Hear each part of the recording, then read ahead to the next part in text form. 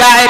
3 নম্বর শব্দ আমি আল্লাহ বললাম, রে বান্দা, যখনই তোমরা আওয়াজ শুনবে আসসালাতু খায়রুম মিনান নাওম, হাইয়া আলাস সালাত, হাইয়া আলাল ফালাহ, এই শব্দ যখনই তোমরা শুনতে পাবে, বান্দারে আর বাড়িতে বসে না থেকে বিবি বাচ্চাদের সঙ্গে আর গল্প গুজব না করে ওয়াল মুকিমিস সালাতি, তোমরা সালাত আদায় করার জন্য এবার প্রস্তুতি নিয়ে নাও। আল্লাহর ডাক হয়ে গেছে, মসজিদে হাজির হয়ে যাও। আল্লাহ 4 নম্বর শব্দে বলছেন ওয়া মিম্মা রাযাকনাহুম ইনফিকুন, বলে বান্দা, আমি যাদের ধন দিলাম, যাদের সম্পদ দিলাম, যাদের এত টাকা পয়সার ব্যবস্থা করে দিলাম, হে বান্দা, কিছুই তোর ছিল না, আমি তোর 2 মঞ্জিলা বাড়ি বানিয়ে দিলাম। বান্দার এত শিক্ষা ছিল না, আমি জ্ঞান দিয়ে তোকে এমএলএ বানিয়ে দিলাম। বান্দা, তোর জ্ঞান ছিল না, মাদ্রাসায় পড়ে তুই একজন স্কুল টিচার হয়ে গেলে আমি আল্লাহ তোকে বানিয়ে দিলাম। অনেক অর্থ সম্পদ বান্দা আমার তরফ থেকে দিয়ে দিলাম।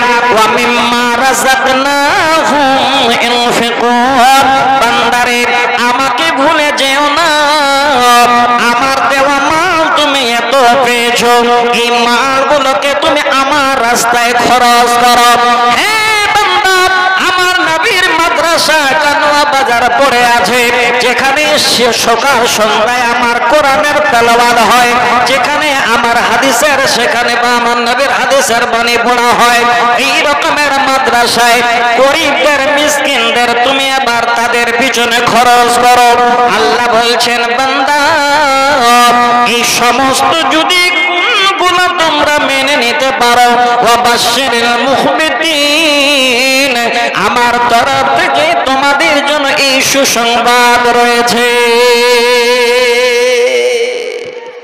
কথা অনেক বললাম, কিন্তু নেব কোনটা? আমরা কোরআন শুনে ভয় ভীত হয়ে আল্লাহর প্রেমিক হয়ে যাব, না আমরা মুসিবতে পড়েছি, এবার সেই জায়গায় আমরা সুন্দর করে ধৈর্য ধারণ করব, না আমরা আজান শুনে আল্লাহর ঘরে যাব, না আল্লাহর যে দেওয়া মাল আল্লাহর রাস্তায় খরচ করব? যাদের ঈমান আছে সম্পূর্ণটাই, একটু আপনারা শুধু কালে ধৈর্য ধরে মাথায় রাখবেন, সম্পূর্ণটা আল্লাহর কোরআন আমাদের মানতে হবে। তবে আজকে প্রথম যেটা শব্দ, সেটা হলো সবর। আপনাদের বুঝাতে চাচ্ছি, যত বড় মুসিবত আসুক, যদি আপনি মাথা পেতে মেনে নিতে পারেন, আপনি সেই জায়গাতে কামিয়াব। একটা কবি বলছে, মুসিবত না পাই যদি, মুসিবত না পাই যদি, করুণা তোমার, কবরে হাসরে কি হবে আমার, কবরে হাসরে কি হবে আমার। এই মুসিবত দুটাই আপনারা মাথায় রাখবেন। এবার এই সময়ে যদি ধৈর্য ধরেন, এই সময়ে যদি সব কিছুকে মাথা পেতে মেনে নিতে পারেন, আল্লাহ বলেন, বান্দা, আমি সদা সর্বদা তোমাদের সাথে আছি, আমি আল্লাহ তোমাদের কাছ থেকে দূরে সরে যাই না। এবার একটা প্রশ্ন, সওয়াল, মাওলানা, আল্লাহকে এত ডাকি, আল্লাহর এত ইবাদত করি, সব ছেলে মেয়েদের মাদ্রাসায় পড়াই, আবার আমার এত বেশি মুসিবত কেন আসে? একটা হাদিস শোনেন, বুখারীতে হাদিসটা আছে, কিন্তু আমি তিরমিজি থেকে হাদিসটা হাওয়ালা দিচ্ছি। 2398 নম্বর হাদিস। আল্লাহ রাসূল বলছে, নবীজি বলেন, আশাদ্দুন নাসি বালান আল আম্বিয়া, পৃথিবীর বুকে সব থেকে বড় ধরনের মুসিবত যাদের হয়, সব থেকে বড় মুসিবত যাদের কাছে এসেছিল তারা আমাদের মতো সাধারণ, কিন্তু বডির দিক দিয়ে ঠিক আছে, ইমানের দিক দিয়ে, সম্মানের দিক দিয়ে অনেক মূল্যবান। তিনারা হলেন আল্লাহর নবীরা, আল্লাহর পাঠানো হাবিবেরা। আল্লাহর নবী বলছেন আশাদুন নাস বালাআন আল আম্বিয়া। সব থেকে বড় মুসিবত, সব থেকে বড় কষ্ট, সব থেকে জীবনে যত রকমের বিপদ, এক নম্বরে আল্লাহর নবীদের জন্য পেতে হয়েছে। এই ফুল তিনটা নামান তো, এই ফুল তিনটা নামিয়ে দিন তো, দেখা যাচ্ছে না।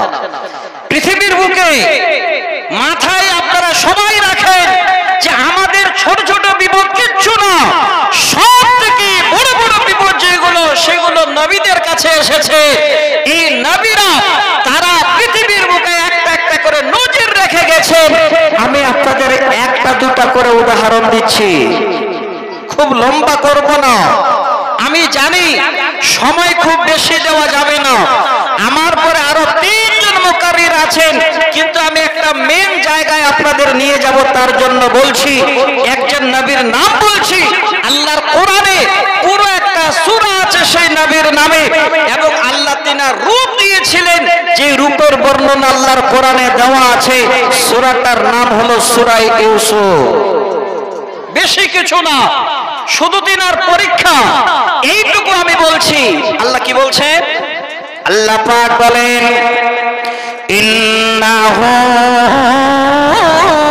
মাইয়াত্তাকি ওয়া ইয়াসবির ফাইন্নাল্লাহা লা ইউযিউ আজরাল মুহসিনিন। আল্লাহ পাক বলেন নিশ্চয়ই যারা এই রকমের আমার মুত্তাকি পরেজগার বান্দা হবে, আমার ভয় ভীত যাদের কাছে থাকবে, যত রকমের আপদ বিপদ আসুক না কেন ওই সময়ে তারা সবর করবে। আল্লাহ পাক বলছেন নিশ্চয় আল্লাহ লা ইউযিউ আজরাল মুহসিনিন, ওই সমস্ত আল্লাহর বান্দাদের আল্লাহ যেন আজরকে কোনোদিন জায় করে দেবেন না, নষ্ট করে দেবেন না। তার বিনিময়ে আল্লাহ পাক ইহকাল এবং পরকালেও দেবে। আল্লাহর কোরআন। আমি কেন আয়াতটা বলছি? নিশ্চয় আপনারা জানেন আমরা দিনী ভাই সবাই বসে আছি, আল্লাহর কোরআন শুনতে এসেছি, একের পাশে এক বসে আছে, কত মায়া মোহাব্বত আছে। হে বন্ধু, আজকে আমরা এক বাড়ি অপর বাড়ি থেকে এসেছি, কিন্তু একই বাড়িতে একই থালা একই ঘরে খাওয়ানো। জানেন আপনারা সর্বমোট 11 জন ভাই এবার এমন প্ল্যান করেছে, হযরত ইউসুফ আলাইহিস সালামকে নিয়ে গিয়ে কুয়ায় ফেলছে।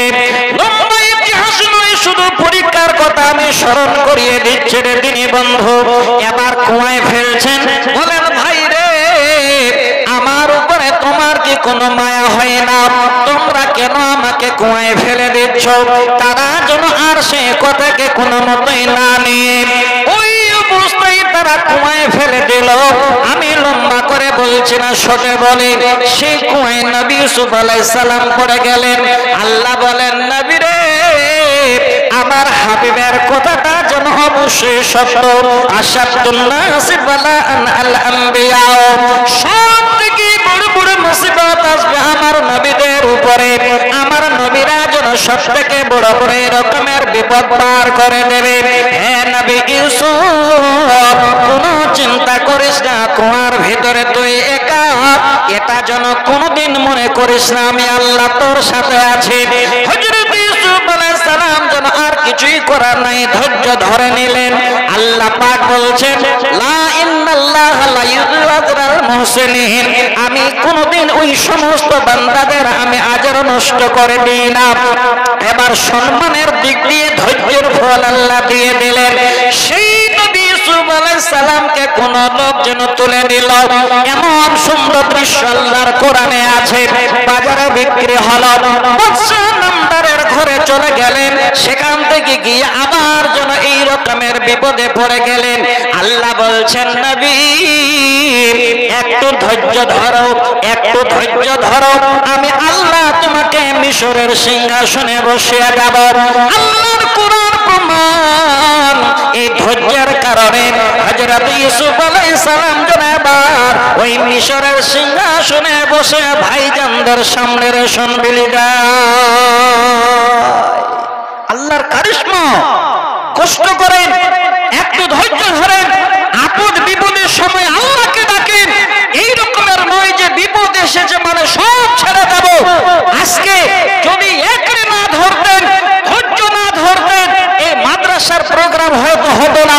আল্লাহ বলছেন, আমার বান্দারা এত বড় আমার উপরে বিশ্বাস করেছে, এত বড় তাদের বিশ্বাস, আমি আল্লাহ যেন এই বান্দাদের আজকে জালসা কামিয়াব করে দেব। আমার ভাই, আমার বন্ধু, দেখেন আজকে আপনাদের এই ধৈর্যের কারণে লাভ কি হবে।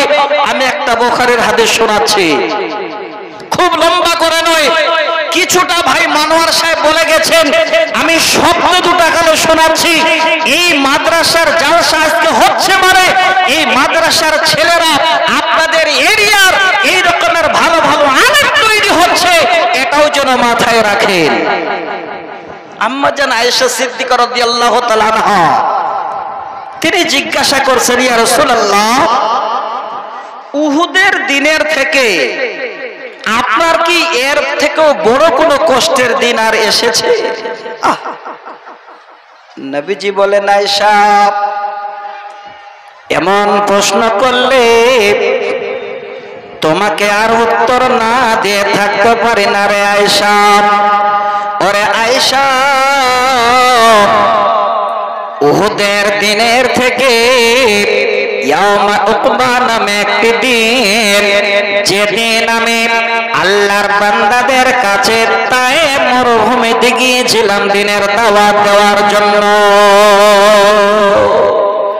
কি বুঝাতে যাচ্ছি, হাদিসের শব্দ দুটো কানে শোনাবো, তার জন্য আবার ফিরে আসলাম। যখন সেই কথা বললাম, নবীজি বলেন, আয়েশা আমি তায়েফ পৌঁছার পরে আব্দিয়ালাল বিন কিলাল নামে একটি নামি দামি লোক, আমি তার কাছে গিয়ে পৌঁছালাম, দিনের দাওয়াত নিয়ে গেলাম। আমার কথা যেন কোনো মতেই তারা মানল না, উল্টো আমার উপরে যেন আঘাত করল। এত আঘাত হলো আমি নবীজি আর সেখানে থাকতে পারলাম না। সেখান থেকে আমি বেরিয়ে আসলাম। একটা জায়গার নাম হলো কারনুস সালিম, সেই জায়গাতে আমি দাঁড়িয়ে গেলাম। আমার ডানে বামে আগে পিছে যেন আমাকে ভালো মন্দ জিজ্ঞাসার কেউ হয় নাই। শরীর ফিটে রক্ত ঝরে যায়, আর ওই সময় ওই জায়গায় আমি দাঁড়িয়ে আছি। ইতিমধ্যে দেখি মাথার উপরে এই রকমের এক খণ্ড মেঘ এসে গেছে। হ্যাঁ তিনি বন্ধু, আজকে আপনারা এই কথাটাও যেন ভালো করে হাদিস থেকে মিলিয়ে নিন। 3 দিন ধরে বৃষ্টি চলল, সব মাদ্রাসার প্রোগ্রাম ক্যান্সেল হয়ে গেল। আল্লাহ বলছেন, হে কানুয়া বাজারের মানুষ, হে মাদ্রাসার দরদিরা, আমি আল্লাহ আজকে দিনের দিকে যেন আমি সূর্যের মুখ তোমাদের দেখিয়ে দেব। ঠিক আল্লাহর নবী ওই জায়গায় যেন বসে আছে, দাঁড়িয়ে আছেন, এক খণ্ড মেঘ এসে এবার ছায়া করে ধরেছেন। সুবহানাল্লাহ, হায়রে নবীর সম্মান দেখেন, কাকে ডাকবে কেউ যেন আশেপাশে নাই। এমন সময় ওই পাহাড়ের ফেরেশতা আল্লাহর নবীর সামনে এসে বার হাজির। সহিহ বুখারীর হাদিস। এসে বলছেন, নবী গো, এখানে আপনার পাশে দাঁড়াবার কেউ নাই গো নবী। আমি আপনার কাছে এসেছি, আপনার সঙ্গে যা যাবতীয় হয়েছে সব আল্লাহ পাক যেন দেখেছেন বা শুনেছেন। হে নবী, আমি একজন পাহাড়ের ফেরেশতা আপনার কাছে এসেছি, শুনুন।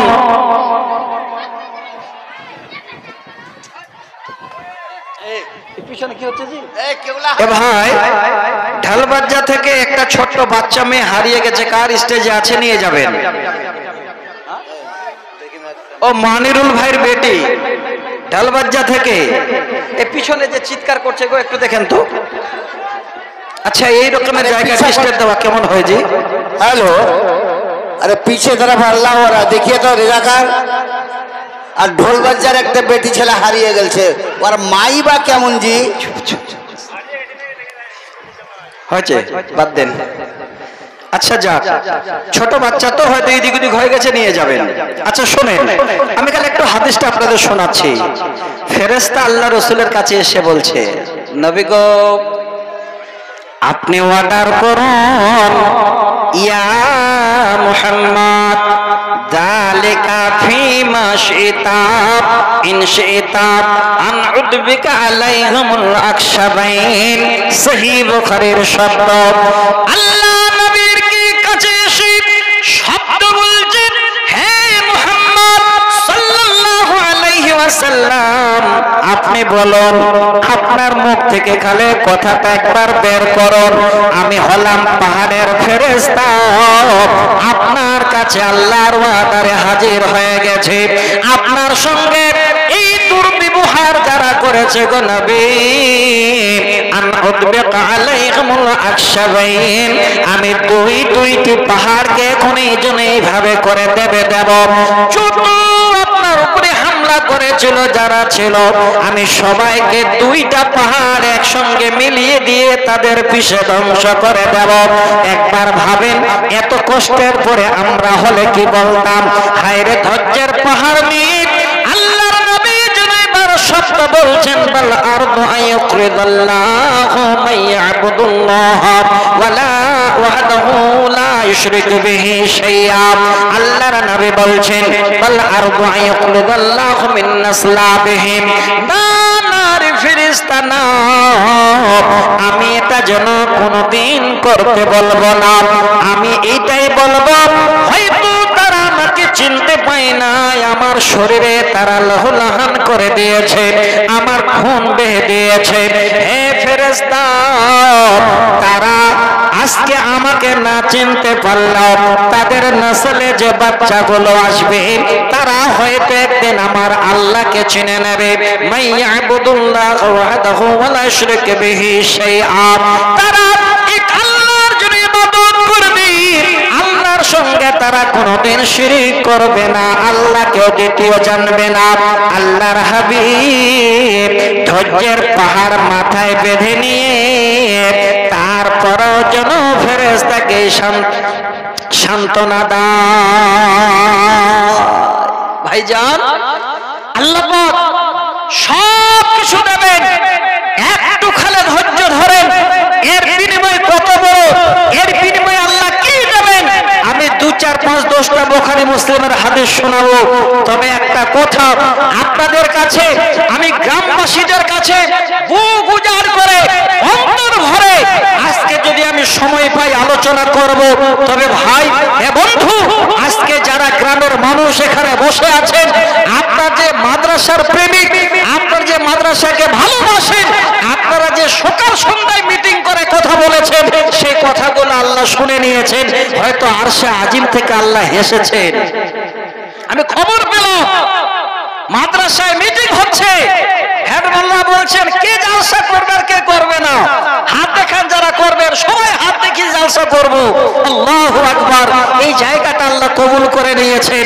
আমি একটাই কথা আপনাদের জানাতে চাচ্ছি দিনী বন্ধু, হে ভাই, ওই পরকালে যদি আপনারা আমরা কিছু পেতে চাই, তাহলে একটু সবুর করেন, ধৈর্য ধরেন, যা দুঃখ বেদনা আছে সব মাথা পেতে মেনে নেন, দেখবেন পরকালে আপনি লাভবান হবেন।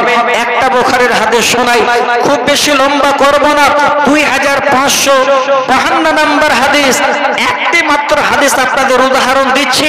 যদি ধৈর্য ধরেন, সবর করেন, তাহলে মাদ্রাসা আগামী দিনে বড় হবে। আপনাদের ছেলে মেয়ে থেকে শুরু করে ধন সম্পত্তিতে আল্লাহ বরকত দেবেন, পরকালে আল্লাহর জান্নাত যাওয়ার জন্য রাস্তাও খোলা থাকবে। সহিহ বুখারীর হাদিস।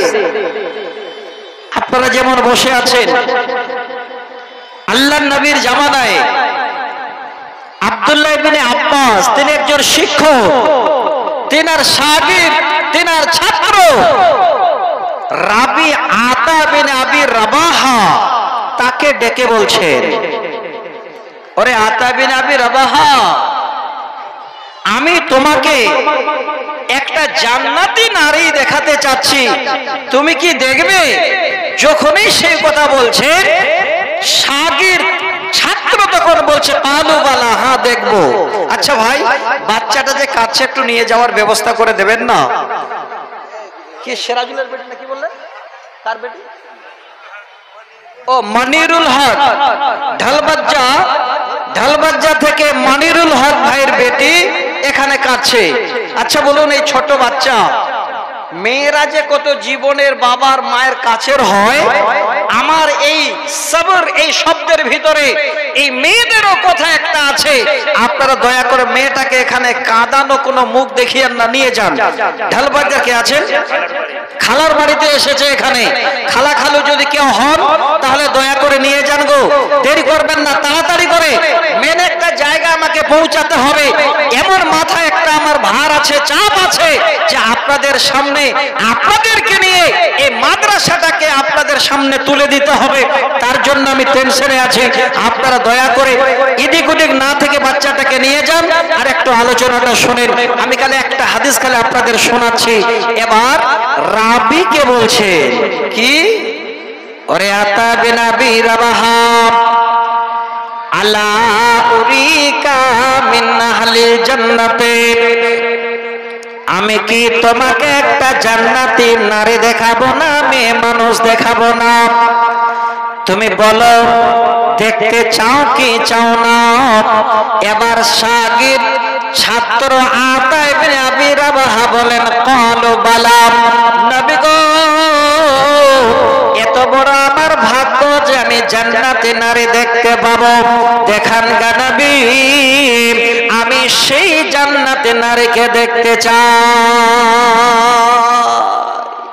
সবর মাথায় রাখবেন, ওয়ালা মা আসাবাহুম, যত রকমের বিপদ, যত রকমের মাথায় বাড়ি, যত রকমের অ্যাক্সিডেন্ট, যত রকমের বালা মুসিবত আসুক না কেন, ওয়াসাবিরিন, আপনি যেন সবর করনেওয়ালা হন। আল্লাহ পাক আপনার ইহকাল এবং পরকালে মঙ্গল করবেন, এটাই বুঝাতে চাচ্ছি। দেখেন আল্লাহ পাক কি করতে পারেন।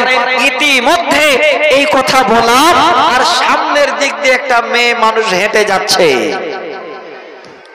আব্দুল্লাহ ইবনে আব্বাস বলেন, ওই যে লক্ষ্য করো, যে মেয়েটি হেঁটে যাচ্ছে ওই মেয়েটি হলো জান্নাতে। শাগির্দ আতা ইবনে আবি রাবাহা অবাক হয়ে গেলেন, এটা আবার কেমন করে হয়? মেয়েটা দেখতে ভালো নয়, রূপ নাই, লাবণ্য নাই, চেহারা দেখতে ভালো নয়, কি করে জান্নাতি? এবার দেখেন রাবি বলছেন, ওই মেয়েটি যেমন তেমন নয়। মেয়েটি কেমন? আলা উরিকা মিন আহলিল জান্নাতে, ক্বালা নাম। ওই কথা বলার পরে ইশারা করে বলছেন, ক্বালা হাজিহিল মারাতুস সাওদা, ওই যে লক্ষ্য করো সিয়া রঙের, কালা রঙের একজন কালো কুটকুটে নারী হেঁটে যাচ্ছে, ওই নারী বই মেয়ে মানুষটা হলো জান্নাতে। ওই যে দেখো রে রাবি আতা বিন আবি রাবাহা, ওই মেয়েটা হলো জান্নাতি। রূপ নেই, লাবণ্য নেই, সৌন্দর্য নেই, দেখতে কালা, আবার বলছে জান্নাতি। যাচ্ছে কোথায়? এই যে মাদ্রাসা, মাদ্রাসার শিক্ষক, মাদ্রাসার ওস্তাদ, এই রকমের পৃথিবীর সমস্ত মানুষের ওস্তাদ নবী মুহাম্মদ রাসূলুল্লাহ, সবাই জবান খুলে পড়ুন সাল্লাল্লাহু আলাইহি ওয়াসাল্লাম। সেই ওস্তাদের কাছে যাচ্ছে। এবার ওই কালা মেয়েটি যাওয়ার পরে বলছে, নবী গো আতাতিন নবিয়া সাল্লাল্লাহু আলাইহি ওয়াসাল্লাম, قالت إني أسره وإني أتاكشف فادع الله لي। নবীর কাছে গিয়ে বলেন, নবীজি আমি আপনার কাছে এসেছি, আল্লাহ পাক আমাকে এমন একটি বড় বেমার দিয়েছেন, যে বিমারিতে আমি যেন ঠিক থাকতে পারি না, দাঁড়িয়ে থাকতে পারি না, রাস্তা চলতে গিয়ে পড়ে যাই, যে বিমারিতে আমার যেন জামা কাপড় দিক ওদিক হয়ে যায়। তাই আপনার কাছে আসলাম, ফাদুল্লাহ আলী, আপনি একটু আমার জন্য আল্লাহর কাছে দোয়া করুন, আল্লাহ যেন আমার বেমার ভালো করে দে। যেমন এই ডাক্তার তেমন এই ওস্তাদ নবীর কাছে গিয়ে আবার দরখাস্ত করলেন, অন্য কারো কাছে নয়। আল্লাহ নবী তখন দুটো পরামর্শ দিলেন, দেখেন ভালো করে। মাদ্রাসায় যাবেন, মাদ্রাসায় ওস্তাদের কাছে বসবেন, আপনাকে ভালো পরামর্শ দেবে, আপনাকে কোরআনের পরামর্শ দেবে, আপনাকে পুরকালের পরামর্শ দেবে। এই পরামর্শ একমাত্র পাওয়ার জায়গা হলো মাদ্রাসা। এবার ওই সময় আল্লাহর রাসূল পরামর্শ দিচ্ছেন। ক্বালাত, আল্লাহর নবীর এই কথাটা শোনার পরে যেন বলছেন, ওরে আল্লাহর বান্দি, ক্বালা ওয়াসবিরি, তুমি সবর করো, তুমি ধৈর্য ধরো, ইনশাইতে লাকাদ ইনশাইতে, আল্লাহর নবী বলছেন তুমি যদি ধৈর্য ধরো তাহলে তোমার জন্য আল্লাহর জান্নাত যেন তৈরি আছে। হে আল্লাহর বান্দি, তুমি যদি সবর করো, তুমি যদি কষ্ট করে মাথা পেতে মেনে নাও, তাহলে তোমার জন্য আল্লাহর জান্নাত যেন তৈরি আছে, তুমি হবে আল্লাহর জান্নাতের মেহমান। আর যদি চাও, ওয়াইন শাইতে দাউতুল্লাহ তাআলা আইয়াফিয়াকে, আমি নবী তোমার জন্য দোয়া করে দেব, তুমি ভালো হয়ে যাবে, দুনিয়াতে আনন্দে ঘুরবে, দুনিয়াতে সুন্দর করে চলবে, পরকাল তোমার জন্য হয়তো বন্ধ হয়ে যাবে। এবার বলো তুমি কি নিতে চাও? মেয়েটি বলছেন, নবী গো, কালাত আসবিরু, আমি ধৈর্য ধরব, সবর করব, এর বিনিময়ে যদি আল্লাহর জান্নাত পাই, এই সুযোগ আমি কোনোদিন হাতছাড়া করব না। সবর করলে আল্লাহর জান্নাত পাওয়া যাবে, সবর করলে দুনিয়াতে ভালোই পাওয়া যাবে, তার বিনিময়ে আল্লাহ রাসূলের মুখে। তো আমার দিনী ভাই হে বন্ধু, আজকে আমি অনুরোধ করছি আপনাদের একটু ধৈর্য ধরে বসবেন, সবর করে বসে থাকবেন, এদিক ওদিক উঠাউঠি করবেন না। আমি আর দুটো আয়াত শোনাচ্ছি, যারা বসে আছেন দেবার জন্য আমি জানি, আমি আপনাদের এমনিতে নেব না, এমনিতে চাইব না। ঈমান নামক যে বাতি আপনাদের কাছে আছে, সেই ঈমান যখন আপনার বাড়তি হবে, আল্লাহর কোরআন শুনে আমাকে চাইতে হবে না। আল্লাহর কোরআন খুলেন, সূরা তাওবা আয়াত নাম্বার 35, আল্লাহ পাক বলছেন, কি বলছেন? আল্লাহ বলেন, ওয়াল্লাযীনা ইয়াকনিজুনা আয-যাহাবা ওয়াল ফিজ্জাতা ওয়ালা ইউনফিকুনাহা ফী সাবিলিল্লাহ। আমি সূরা হজ আবার আপনাদের সামনে 35 নম্বর আয়াত পড়েছিলাম, ওয়া মিম্মা রাযাকনাহুম ইউনফিকুন, আল্লাহর দেওয়া মাল আল্লাহ যেন তার রাস্তায় খরচ করতে বলেছেন। সূরা তাওবার আল্লাহ 34 নম্বর আয়াতে বললেন, হে আমার বান্দারে, হে আমার বান্দিরে, আমি যাদের তোমাদের ধন সম্পদ দিয়েছি, সোনা দানা দিয়েছি, গয়না দিয়েছি, অলংকার দিয়েছি রে বান্দা বান্দি, শুনে রাখো, ওয়াল্লাযীনা ইয়াকনিজুনা আয-যাহাবা ওয়াল ফিজ্জাতা ওয়ালা ইউনফিকুনাহা ফী সাবিলিল্লাহ, ওই মাল যদি তোমরা জমা করে রাখো ফী সাবিলিল্লাহ, আল্লাহর রাস্তায় যদি খরচ না করো, এই মাদ্রাসায় যদি দান না করো, গরিবদের যদি দান না করো, গরিবের সন্তানেরা মাদ্রাসায় পড়ে যদি মাদ্রাসায় সাদকা না করো, আল্লাহ পাক বলছেন, ফাবাশশিরহুম বিআযাবিন আলীম, আমার তরফ থেকে তোমাদের জন্য আযাবের সুসংবাদ নাও। আল্লাহর আযাব, আল্লাহর গজব, আল্লাহর শাস্তি আমাদের হবে। এবার কিভাবে শাস্তি হবে? মাওলানা, সোনা দানা তো বাড়িতে জমা করে রাখি, টাকা পয়সা তো ব্যাংকে রাখি, জমা জমি সব তো আমাদের হাতে, পরকালে কি করে আযাব হবে? এই আয়াতের তাফসীর এবার বলছেন? আল্লাহ বলছেন বান্দা আযাবটা কেমন হবে?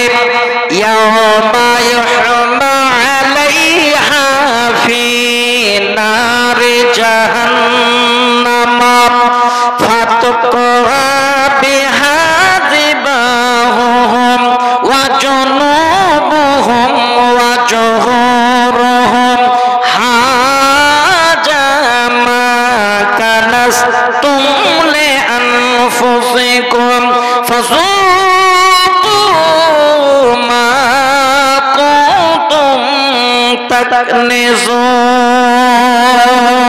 এবার আযাব কেমন হবে? এই রকমের কোদাল দিয়ে মারামারি হবে নয়, এই রকমের বৃষ্টি পড়বে নয়। আপনার আযাব কেমন হবে ভালো করে শুনে রাখেন। এমন একটা দিন হবে কেউ কারো খোঁজ নেবে না।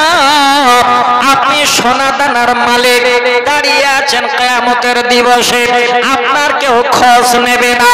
আপনি জমা জমির মালিক, আপনি দাঁড়িয়ে আছেন, ছেলেও যেন আপনার খোঁজ নেবে না। মাদ্রাসার আলেমেরাও আর সেদিন খোঁজ নেবে না। হে দিনী বন্ধু, আপনার সোনা দানা মাল মাতাগুলো আল্লাহ নিজের কবজায় নিয়ে এবার জাহান্নামের আগুনে ফেলে দেবে। সেখানে গরম করে এই রকমের গলিয়ে গলিয়ে ছোট্ট পাত্রেল বানিয়ে দেবে। আল্লাহ বলেন বান্দা এবার তোমার সম্পদগুলো আমি সুন্দর করে গলিয়ে সর্বপ্রথমে আমি তোমার পেশানিতে লাগিয়ে দেব। ভালো করে শুনে নিন। রাস্তায় চলছেন, যেতে যেতে যেতে যেতে একটা যদি বট বৃক্ষের ফল, একটা নিমের ফল যদি আপনার মাথায় পড়ে, আপনার এই রকমের পেশানিতে পড়ে, আপনার কপালে পড়ে, যেন বাবার নাম নিয়ে নেবেন। আপনারা ভাবেন কিয়ামতের দিনে ওই সমস্ত মালগুলো গলিয়ে লাল টকটক করে আগুন থেকে তুলে আপনার কপালে আল্লাহ বসিয়ে দেবেন। চিৎকার করবেন, কেউ আপনার খবর নেবে না, কেউ তাকাবে না। ওই মুহূর্তে আবার সেখান থেকে তুলে নিয়ে আল্লাহ পিঠে বসিয়ে দেবেন। পাগলের মতো ছুটাছুটি করবে, সেখান থেকে আবার আল্লাহ তুলে নিয়ে পাজরে বসিয়ে দেবেন। ছটপট করে বেড়াবেন, কেউ খোঁজ নেবে না। আল্লাহকে বলবেন আল্লাহ আর যেন সহ্য হয় না।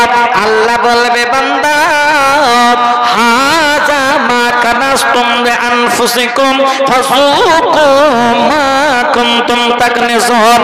আমাকে আর কিছুই বলার নাই নাই রে বান্দা বান্দে। এটা হলো তোমার জমাকৃত সোনা দানা, এটা হলো তোমার ধন সম্পদ, এটা হলো তোমার মাল মাতা। আজকের দিনে তোমার সম্পত্তির তুমি আজকে আযাব চাখো। আপনার ধন সম্পদ আপনাকে যেন বড় ধরনের শাস্তি দেওয়া হবে। ভাইজান উপায় নেই, আল্লাহ পরীক্ষা নিচ্ছেন এই জগতে। অনেক রকমের যাদের ধন আছে যদি আল্লাহ রাস্তায় না দেয় তবে এটা পরীক্ষা। আমি আপনাদের অনুরোধ করব, হে দিনী ভাই, হে বন্ধু, অনেকগুলো এখনো মোকাররির আছে। আমার মনে হচ্ছিল মাইকটা যেমন ভালো পেয়েছি, শ্রোতা আপনাদের যেমন পেয়েছি, একাই বোধে আরো কিছুক্ষণ বলি, কিন্তু সময় সাথ দেবে না পিছনে। তো আজকে যারা মুমিন, যারা ঈমানদার, আল্লাহর কোরআন শুনে যাদের হৃদয় পরিবর্তন হয়, যারা আপদে বিপদে ধৈর্য ধরে সবর করেন, এখানে বসে আছেন, আমি আপনাদের কথা দিচ্ছি পরকালে আপনি হাসবেন, পরকালে আপনি হাসতে হাসতে আল্লাহর জান্নাতে যাবেন। একটু হাত বাড়িয়ে দেবেন, কেউ থাকবে না। যে হাত বাড়াবেন, যে টাকা পয়সা দেবেন, এই টাকা পয়সা আপনার মাথার উপরে সুন্দর করে ছায়া হয়ে দাঁড়াবে। আল্লাহর নবীর সামনে যেমন মেঘ ছায়া হয়ে দাঁড়িয়েছিল, আপনার সাদকা কিয়ামতের দিন আপনার মাথার উপরে ছায়া হয়ে দাঁড়াবে। কে আছেন, কোন আল্লাহর বান্দা আছেন এই মাদ্রাসাটার দিকে লক্ষ্য রেখে একটু আপনারা তাড়াতাড়ি করে আমার সামনে দাঁড়িয়ে ওয়াদা করবেন যে মাওলানা আজকে এই মাদ্রাসাটাকে ভালোবেসে ফেলেছি, এর বিনিময়ে পরকাল যেন মঙ্গলময় হয়, দুনিয়াতে যেন সুখে শান্তিতে থাকতে পারি। তার জন্য 10টা করে 1000 টাকা আমি 5 জনের কাছে দেখতে চাচ্ছি। এই গ্রামের মানুষ, এই গ্রামের আল্লাহওয়ালা, এই গ্রামের দিনদার, এই গ্রামের যাদের অর্থশীল কে আছেন বন্ধু একটু হাত বাড়িয়ে তাড়াতাড়ি করে আসেন। আল্লাহ সমস্ত কিছু জিনিসের পরীক্ষা নিতে পারেন, মালের পরীক্ষা নেন, আল্লাহ সম্পদের পরীক্ষা নেন, আল্লাহ বডিরও পরীক্ষা নেন। আমি আপনাদের একটা আয়াত শোনাবো, সুন্দর করে একটা হাদিস শোনাবো সহিহ বুখারীর, তারপর একটা সুন্দর 2 লাইনের কবিতা শোনাবো যে পৃথিবীর বুকে আল্লাহ কি ধরনের আমাদের পরীক্ষা নেন। তো ভাই বন্ধু কে আছেন একটু আল্লাহর ওয়াস্তে হাতটা একটু বাড়াবেন। 10,000 করে 5 জন, 5,000 করে 10 জন, 2,000 করে প্রথমে আপনাদের 10 জন, 1,000 করে 20 জন। কে দিতে পারবেন আল্লাহর ওয়াস্তে? যারা এখানে বসে আছেন গ্রামের মানুষ একটু এসে আমার সামনে দাঁড়ান তো ভাই, আমি প্রাণ খুলে আপনাদের জন্য আগে দোয়া দেবো। কেউ 500, কেউ 200। আচ্ছা কেউ 500, 200, 100 করে দিয়েছে। কোন নাম?